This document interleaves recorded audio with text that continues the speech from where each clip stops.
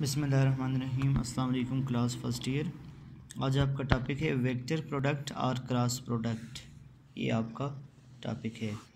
कल आपने vector multiplication का टॉपिक स्टार्ट किया, उसमें सिंपल प्रोडक्ट के बारे में आपने पढ़ा।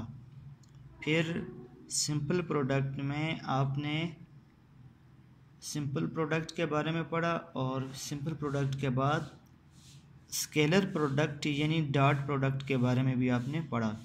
आज हमारे पास टॉपिक है वेक्टर प्रोडक्ट और क्रॉस प्रोडक्ट। तो आज हम वेक्टर प्रोडक्ट या क्रॉस प्रोडक्ट के बारे में पढ़ेंगे। तो सबसे पहले वेक्टर प्रोडक्ट में की डिफिनीशन ऐसे है कि when two vectors multiply and give a vector quantity is called vector product. इसको वेक्टर प्रोडक्ट इस वजह से नहीं कहते कि मल्टीप्लाई होने वाले दो वेक्टर्स हैं, बल्कि इसलिए कहते हैं कि उनका आंसर जो है वो भी एक वेक्टर आ रहा है। डॉट प्रोडक्ट में ऐसा नहीं था। डॉट प्रोडक्ट में भी मल्टीप्लाई होने वाले दोनों वेक्टर्स थे, लेकिन आंसर एक स्केलर क्वांटिटी आ रही थी, तो इस वजह से वो डॉट हम उसको स्केलर प्रोडक्ट कहते थे। तो vector product the product in which two vectors multiply in such A way that there result is also vector is called vector product. क्योंकि इनके दरमियान क्रॉस आ रहा है, इस वजह से हम इसको क्रॉस प्रोडक्ट भी कहते हैं।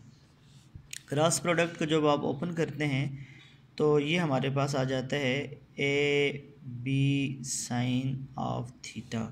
तो हम इसको ऐसे कह सकते हैं कि A cross B equal to A B sine of theta. जब भी क्रॉस प्रोडक्ट ओपन होता है उस वक्त cos थीटा आता है, उस वक्त साइन थीटा आता है, और जब डॉट प्रोडक्ट ओपन होते हैं तो उस वक्त cos थीटा आता है। तो क्रॉस प्रोडक्ट के साथ साइन थीटा का ताल्लुक है और डॉट प्रोडक्ट के साथ cos थीटा का ताल्लुक है। इसकी मुख्तलिफ एग्जांपल्स हमारे पास हैं, जैसा कि टार्क है।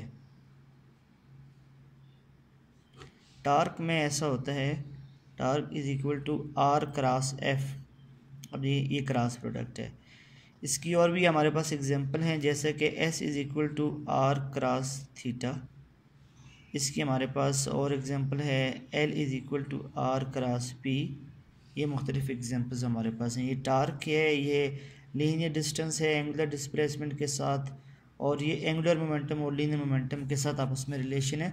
सब जब ओपन होंगे तो आर एफ साइन थीटा आएगा, आर एफ साइन थीटा। तो आर थीटा साइन थीटा और ये आर पी साइन थीटा, ये सब में साइन ऑफ एंगल आएगा। क्रॉस प्रोडक्ट जब भी ओपन होता है तो साइन थीटा आता है। तो ये बेसिक हमारे पास वेक्टर प्रोडक्ट की हमारे पास एग्जांपल थी। अब ये मैक्सिमम कब होगा? When theta is equal to 90 degree. जब थीटा 90 डिग्री है तो ये मैक्सिमम होगा, क्योंकि साइन 90 किसकी इक्वल है? 1 की इक्वल है। तो ये हमारे पास आ जाएगा A B sine of 90, A B sine 91 की इक्वल है, तो ये ए बी के इक्वल आ जाएगा। ये मैक्सिमम कैसे क्लास?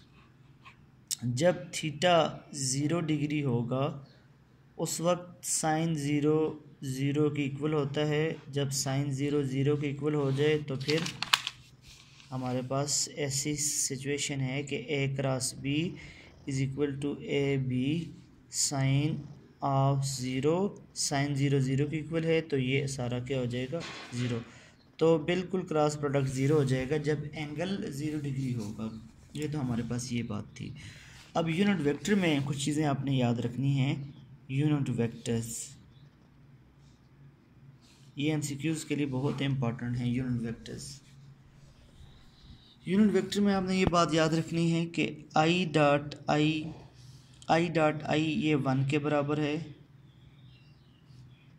जे डॉट जे ये भी 1 के बराबर है, के डॉट के ये भी 1 के बराबर है। ये 3 बातें आपने याद रखनी है।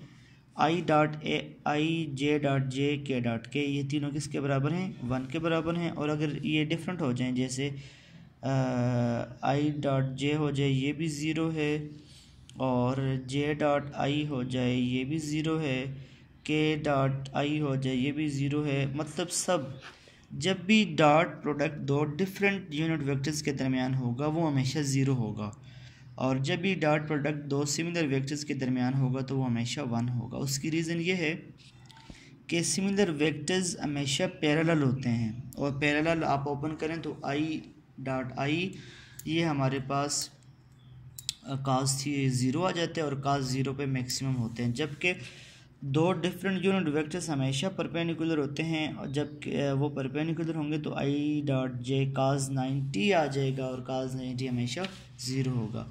ये तो डॉट प्रोडक्ट में आपने एक चीज़ याद रखनी है कि सिमिलर यूनिट वेक्टर्स में आपने कैसे, और इसी तरीके से आपने डिससिमिलर यूनिट वेक्टर में भी आपने ये बात याद रखनी है। अब क्रॉस प्रोडक्ट के लिहाज से हमारे पास है आई क्रॉस आई, जे क्रॉस जे और के क्रॉस के, तो बिल्कुल ऑपोजिट, आई क्रॉस आई 0 होगा, जे क्रॉस जे 0 होगा और के क्रॉस के 0 होगा। वहाँ पे डॉट प्रोडक्ट डिसिमिलर के दरमियान 0 होता है और क्रॉस प्रोडक्ट सिमिलर वेक्टर्स के दरमियान 0 होता है, तो बिल्कुल ऑपोजिट क्लास, क्योंकि ये 90 पे 0 है और ये 0 पे 0 है, बिल्कुल ऑपोजिट चलते हैं ये। और अब जो दूसरे हमारे पास हैं, जैसे आई डिसिमिलर करें, आई क्रॉस जे करें तो हमारे पास आ जाएगा के यूनिट वेक्टर, जे क्रॉस के करेंगे तो ये हमारे पास आएगा आई यूनिट वेक्टर, और फिर आई जे भी हो गया, फिर जे के भी हो जाएगा। और ये इसके लिए आप ये आप कैसे याद रखेंगे, आई क्रॉस जे के बराबर है और जे क्रॉस के आई के बराबर है, फिर के क्रॉस आई ये बराबर है जे के। तो इसके लिए एक डायग्राम मैं बनाता हूँ, तो ये डायग्राम ऐसे है, इधर आप आई को रख लें, आई यूनिट वेक्टर, इधर आप जे को रख लें और इधर आप के को रख लें। तो देखें आई क्रॉस जे क्या देगा, के, आई क्रॉस जे के आ गया, फिर जे क्रॉस के क्या देगा, आई ये, फिर के क्रॉस आई क्या देगा, जे, तो आई जे के देगा, जे के आई देगा, के आई जे देगा। इस तरह आपने ये याद रखना है।